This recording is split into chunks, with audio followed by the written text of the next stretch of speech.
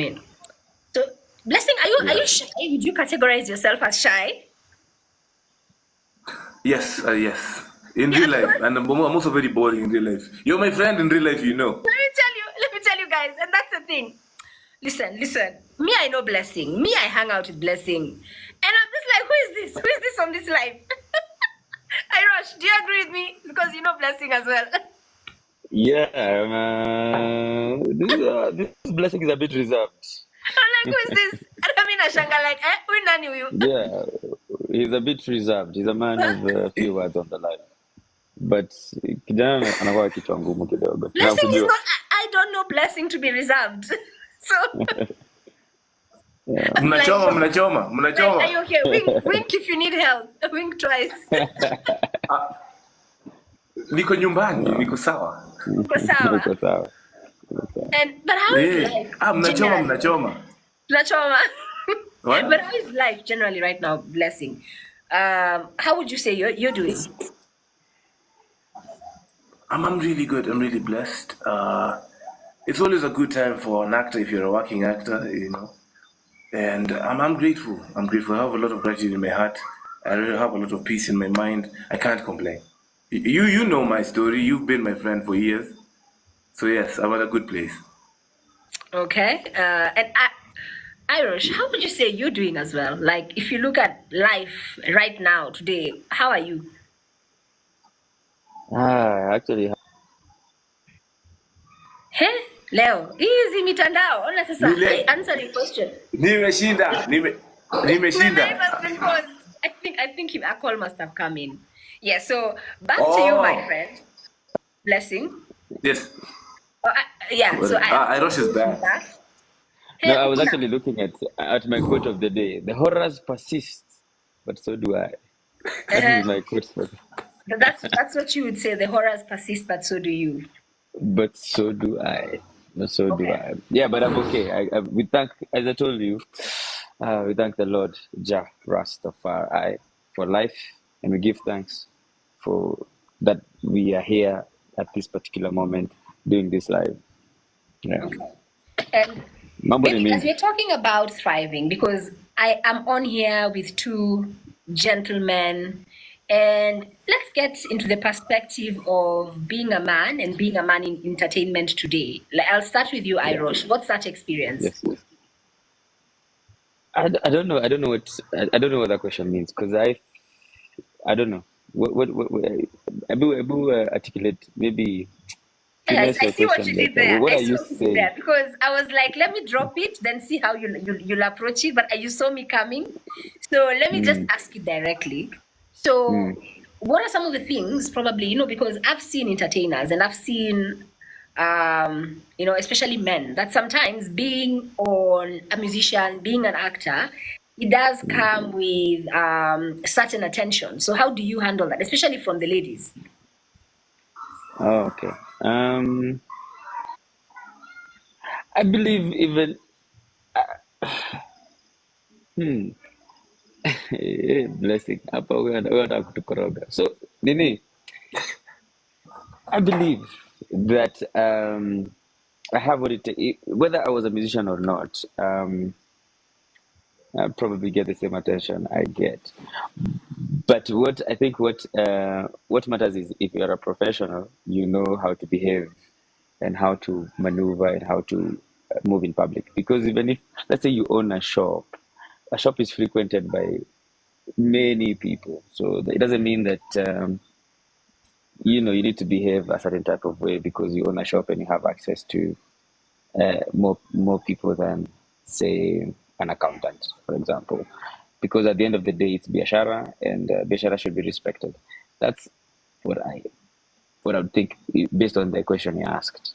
Yeah. Yeah. So I like how you've answered that very diplomatically. You've basically confirmed, yes, it does come with a lot of attention, but it does matter who are you, what are your values. So who are you, Ayrosh? What are your values? Mimi niko tu. Mimi I move with the flow. I go kind. If it is what it is. Hey, it's like, okay, madam, okay, Blessing, over to you, same question. So how do you handle that level of attention? I don't get that level of attention. Okay. We've hung out with you. How many times have we hung out and I got any attention?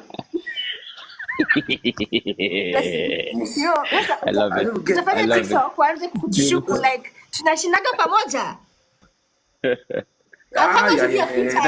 Excuse Natoa my me. X-Files. Niko na ma-selfie. Niko na ma-selfie. Are you seeing problems of interviewing your friends? Huh? I'm like, this interview is like so cagey. I'm like, I don't know what to ask because you might serve it right back, you know. It's like I'm not safe, Niko you're not noma. safe, Niko nobody's noma. safe here. So Ukiapisha tunapisha. turudi kwa Correct. decorum. Basi. So let's go back. Let's go back on the track. Let's get back on track, guys. But maybe let's talk about for the two of you, because when I look at you, you are men. You're men in entertainment. You're men who are visible. And if you look at young men today in Kenya, what would be your assessment?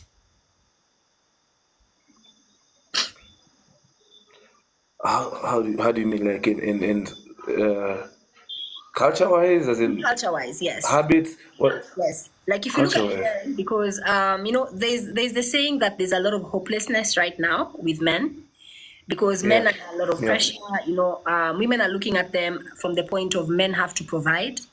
At the same time, yeah. it's not that they don't want to work, but the opportunities are not there. So we are seeing a lot of young men, especially, being very angry, you know, suffering from things like depression, addictions, and in general, the world is not too friendly, especially now. And they'll probably Oh, look at guys like okay. you, wanaona nyi mmepenya, unaelewa? Because there's so many guys right now who could be watching this live and they're like, I want to be an actor like Blessing, but Blessing amepenya, yeah? And it's what you said earlier. It's not always about talent. There could be a guy who's like, you know, he's very talented, but he's just never had the opportunity. So how would you address that from a Yeah. point of view if you're speaking to other men who are watching this in the context of what it means to be a man in the culture today? Oh, first off, I'll say I've been the angry guy. I've been the depressed guy. I am your story, you know. Akuna shortcut, you know. I'm sure even Ayrosh should tell you, like, for us to self-actualize, we've all visited rock bottom, you know. So it's just how you decide to what you decide to do with yourself after you find yourself, I guess. But then the path is for every man.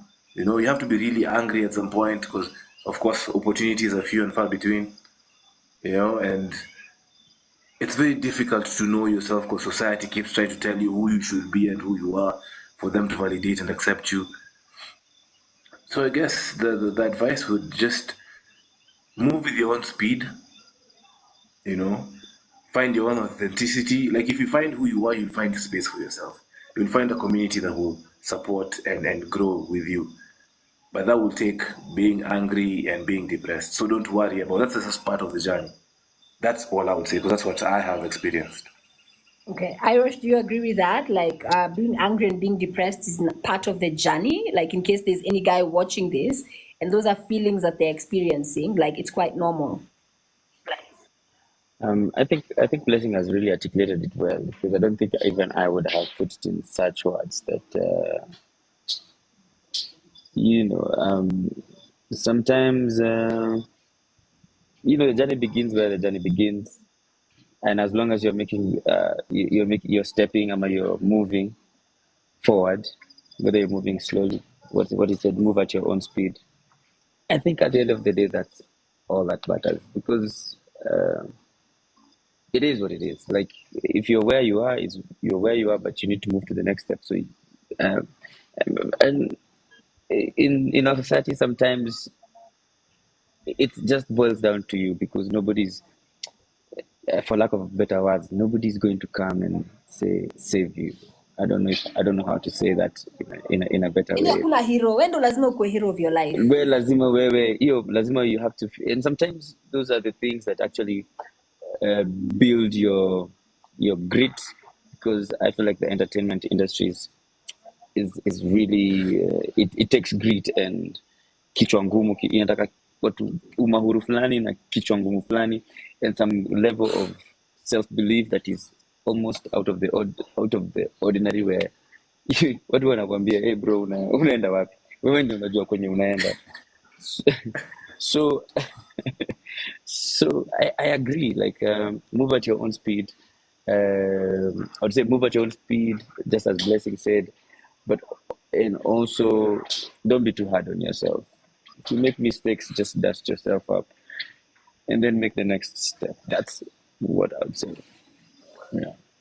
And how do you deal with some of this negativity as a man? Because I think us ladies might have it a bit easier because we can cry. Like even in this live, me, if I'm feeling overwhelmed, I'm like, oh my God, I can just start crying.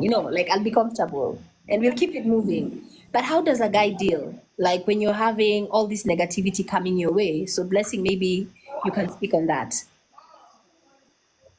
Uh, okay, personally, I have all the people I've ever looked up to, all my idols, have suffered public humiliation and negativity. Everyone, including Jesus, you know.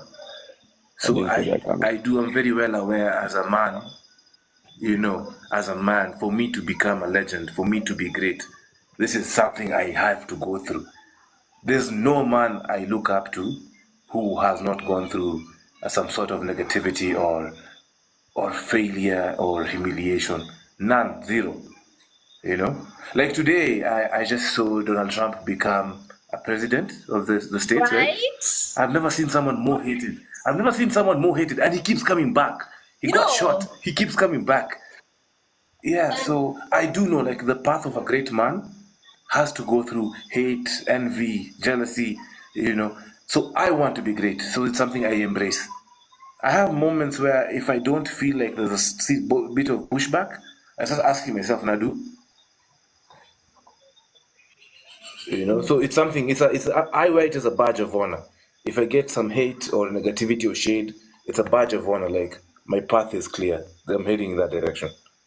and speaking of Donald Trump, because they're calling it the biggest comeback in politics. I mean, the man was Yes. indicted. The man was he was being prosecuted on several charges. He was able to navigate all that, and now he's the next president of the United States. So that's Donald. So there's definitely something towards having that Donald Trump mentality, but if you were to look at your life and your influences as a man, how important do you think it is for a man to have a solid community behind him?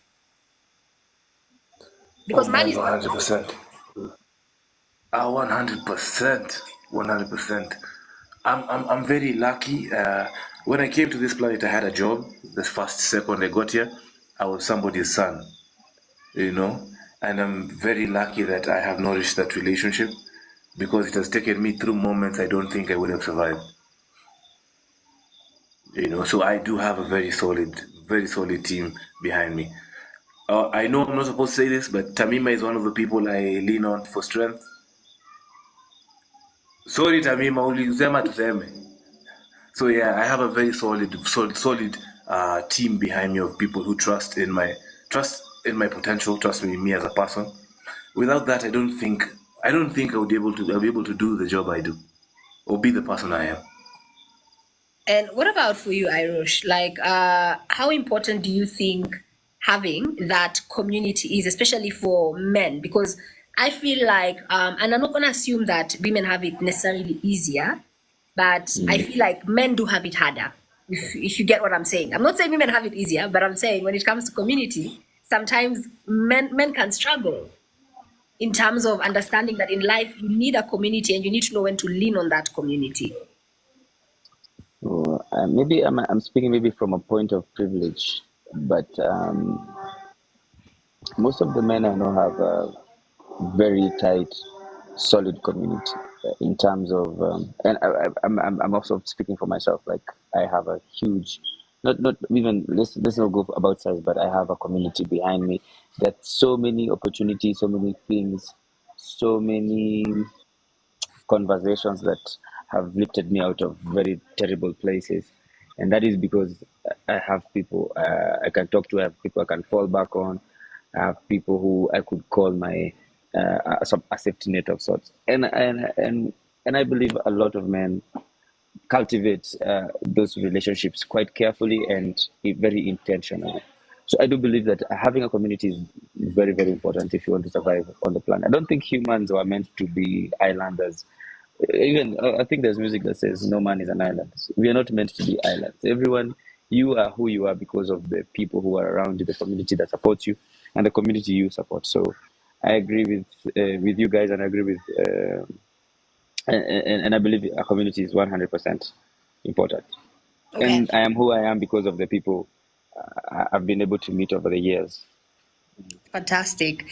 So, and we can't talk about men without talking about men and women. Yeah. So I have Yeah. with me two gentlemen. So, Ayrosh, are you single? Are you married? Are you in a relationship? Uh, I'm a pumpkin. Huh? I'm a You have pumpkin. to speak Kiswahili or English. Sielewi. That's Well, hata mi sijasikia swali yako vizuri sana. it's complicated. How can I put this? I'm working on something, and I'm praying to the Lord Almighty that it goes well. So Yes. allow me to translate. Huh? He's not married. However, he's not single, but he will come back to us in future with an update, right? I hope I got that right. Don't call me. I will call you. Yeah, you heard, guys. So, to you, Blessing. So, what's your current relationship status? For obvious reasons, I changed my life settings to private. There was static there. We missed that. You have to repeat that. Oh, I was saying, for obvious reasons, my life settings turned to private recently. Uh-huh. Yeah. Yeah. I like that. The only thing I know Yes. is what Blessing Lungaho does for a living. Hizo vitu zingine mimi sijui. I like that. I like that phrase. Like my life settings turn to private. We better start using that, huh? Ayrosh, umesikia hiyo? Umesikia hiyo? Next time nakuona kwa interview like, hey, my life settings are private. Let's stick to the Ndajua I learned it from here. from Blessing. There you go. But okay. But let me throw something out. Yeah, because I have you both here and I really want us to talk on, and probably if you can just speak life into how men and women relate, because I kind of feel like in society right now, there's this whole men versus women are this, men are that. And interestingly, let's look at even what's trending right now, that whole Equatorial Guinea, yeah, situation, yeah, with a guy, I think it's called Baltazar or something. Did I get the name right? And everywhere you're going, that's basically what. Yes, that is basically, yeah, the guy who's like Sparta 300, but in the other arena. And that's basically what is dominating conversations everywhere.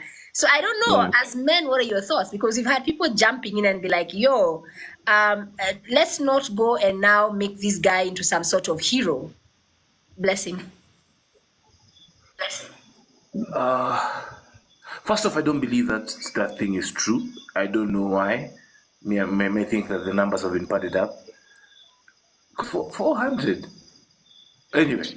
Anyway, not to say that what you said about the society being very men against women. I don't understand where that came from, but is it really my generation's business to clear it? Sio ni vitu tuachie majenzi. Okay. That's because I don't believe that. I don't believe it. I grew up watching Alejandro. I play Alejandro on TV. So do you believe in love? I'm the last person to tell you. Do you believe in love, Blessing? Because you play Alejandro on TV. Do you believe in love? Do you love love? Does love love you? My life settings are private. Sijauliza kama uko na mtu, nimeuliza tu, do you believe in love? That is all I asked. Everyone does. Everybody does. Why else do we do what we do? As a creative, that's where I tap into when I need to create.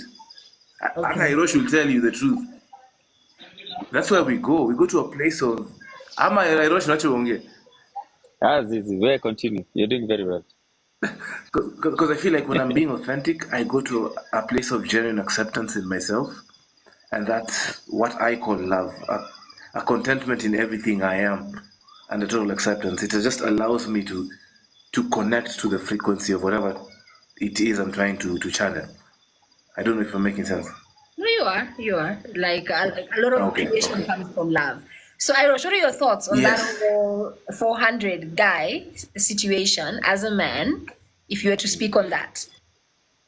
Well, me, I'm a strong believer in that we are all born free.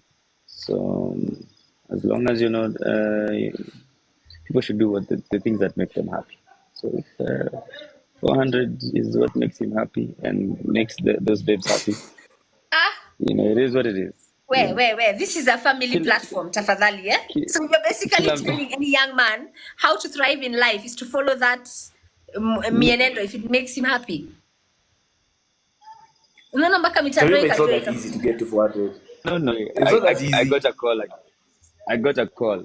What I was saying, I'm not telling you what to do. I'm just saying you have the freedom and you have been given the mental faculties to decide what is good, great, is correct for you.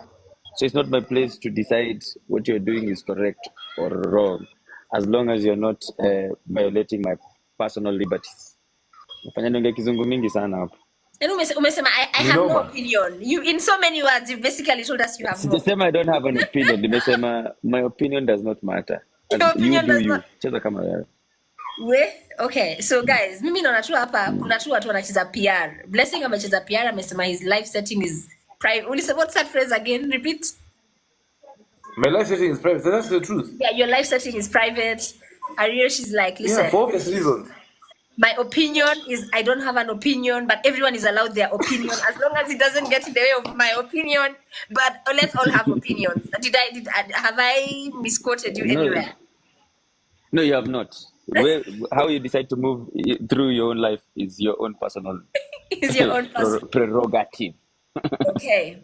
So, and then, okay, let's talk about money. Let's talk about men and money. Like, what's the one thing you've learned? And I'll start with you, Ayrosh, as a man when it comes to money. Inaweza isha. Mm-hmm. So I think financial literacy is something that people should take very, very seriously. There's a friend of mine here who's laughing. Forgive them. Nini. So money comes and goes, and money gives you options. So if you have an opportunity to make it and make it properly, and maybe you should probably think about how you're gonna, keep it or reinvest it in your business in in a wise way. Because you see, in the industry we're in, hauwezi kosa opportunity ya kupiga sherehe, hauwezi kosa opportunity ya kuspend. So especially if you're in the entertainment industry and you're always outside, the little money you make, maybe probably have a plan for it. Maybe have a plan on how you're going to grow your business, have a plan on how you're going to save for a little bit for the future. Yeah, so pesa inaweza isha na COVID because I mean from my own personal experience, COVID really taught me that it's very easy to go from inaweza enda 0 to 100. So Unaweza enda it's good to 100 to 0. 100 to 0. Yani uko na pesa leo alafu imeisha.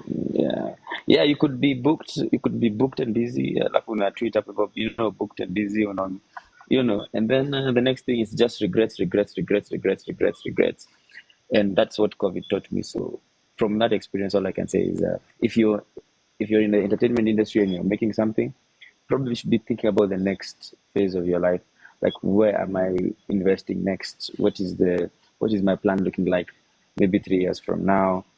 How am I growing these revenues? What are the opportunities that I'm missing? And that comes from even talking to horizontally, not just vertically, not just looking vertically. Sometimes maybe look horizontally. What opportunities am I missing? What conversations am I not in? What rooms do I need to enter so that kumbuka simti naangukiaga ule mtu karibu. Things like that. That's what I can say. Blessing, what have you learned about as a man when it comes to money? Okay. My answer is a bit out there because I've been spending time with very diabolical men. I've realized money for most the people I'm watching and mentoring from is money is a state of mind for a man. Like I've been around enough men who've gone through a rebirth. Like unamnyang'anya kila kitu anarudi zero. In a year he has everything that he had a year before, hata kichungi. So I'm slowly understanding that for men it's up here. You know, I don't know how to say it in a way I won't sound weird. It's not manifesting. It's not magic. I've come to Yeah, realize like if you speak the language of money and you yeah. have the mindset, you've locked in. It doesn't matter what happens in your reality. You will always be at a certain level. So you need to learn. The more you learn about money, how to spend money, how to get money, the better you are with money. So it's an education basically. It's like learning a new language. So the people who are good at money, it's not the money they have in the pocket. Ukienda ukiwaibia hiyo sahi, kesho utakuwa na the same amount. So I'm really learning about like the difference between me and a billionaire ni kenye kwa kichwa yangu. Unajua? Like if I knew what Elon Musk knows right now, I'd have his life today. So I'm really learning around from the people I hang out with that it's an education. It's something that you constantly need to learn. Certainly, there's no one who was born with money. There's no one who will die with money. It's a language you just need to keep learning. Like, oh, what is investing? What is assets? Wajua. Mimi sikuwahi jua kuna kitu cha unit trust. Nakaa na watu nashangaa, aya, oh, pesa ukipata ununui shamba. So I'm really learning about like if you're a man, there's opportunity for you to educate yourself. Never miss out on an opportunity to educate yourself about money. Basically, it's just a language like any other. Learn, and there are people who are very fluent in it. Hang around them. Absolutely. And Okay. that note, like I like that you mentioned that because we are definitely doing like a Money Monday up in here. The year is almost up, and just to help people like summarize 2024 and see what you can do better next year. And speaking of, let me start with you, Ayrosh. If you were to look at 2024, how would you describe your year? Like, would you say you've thrived in 2024? Yeah, this is the. So to say, I'd say I've survived. As I said, what was my quote earlier? Was it? Forget. But Nikki move nitawambia. 2024 was a tough year for me for many reasons. But biashara wise, it was good. Like we managed to put up I think two good festivals. I released a whole album, so it was a lot of work, but I think the fruits of it will start seeing them next year, thereabout. So it was the work for planting. I mean, it was the year for planting, and I don't think planting season na kupalilia inakuwaga kazi mingi. So maybe that's why I would say it was a tough year. But that being said, I think I'm thankful for the opportunities, for the opportunity to be able to even have the opportunity to plant in the first place. So for me, 2024 has been a tough year, but I'm looking at the next 2 years being very good years.